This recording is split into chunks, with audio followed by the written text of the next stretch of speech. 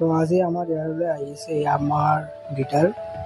তো আজি আপোনালোকক দেখুৱাম আমাৰ গিটাৰ কেনেকুৱা হয়। প্ৰথমতে আমি অপেন কৰি লওঁ। পেকেজিং বহুত ভাল হয় আমাৰ, আৰু কোৱালিটিটো আপোনালোকে জানেই।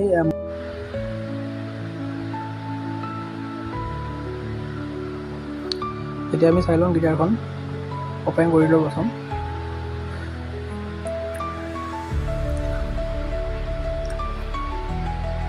চাই লওক এনেকৈ বেগটো হৈ আহে।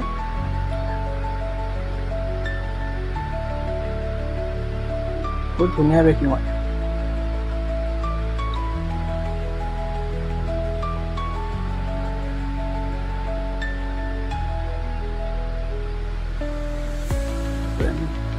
ওপেন কৰি ল'লোঁ।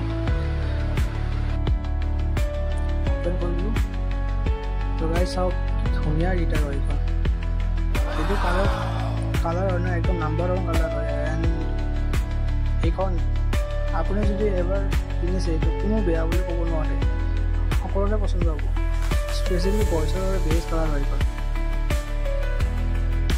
চাইজটো বিগিনাৰ্ছৰ কাৰণেতো বেষ্ট হ'ব এইখন। চাইজও বেছি ডাঙৰ নহয় এইখন। আমাৰ মিডিয়াম চাইজ হয় এইখন। 61 গিটাৰ হয়, ফুলি 61 হয়।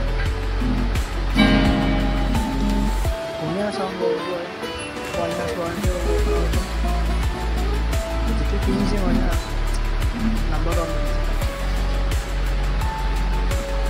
এতিয়া আপোনালোকে ভাবি আছে আমাৰ গিটাৰ ল'ম বুলি, আৰু আপোনাৰ বাজেট প্ৰায় 10,000। তো আপোনালোকে এইখন গিটাৰ ল'ব পাৰে। 10,000 নালাগে এইখন ল'ব আহিলে। চাই লওক কি ধুনীয়া গিটাৰ হয় এইখন।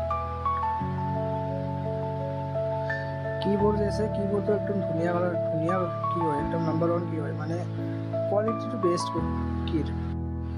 এইখনৰ প্ৰাইচ হ'ব আপোনাৰ MRP আছে 8,000। আপোনালোকে জনাই দিব যে আপোনালোকে ডিটেইলছ জানিব লাগে, তেনেহ'লে কমেণ্ট কৰিব। মই নিশ্চয় ইয়াৰ ডিটেইলছ ভিডিঅ' বনাই দিম। কেনেকুৱা কোৱালিটি হয়, কেনেকুৱা কি হয়, সকলোবোৰ আপোনালোকক জনাই দিম। ধন্যবাদ।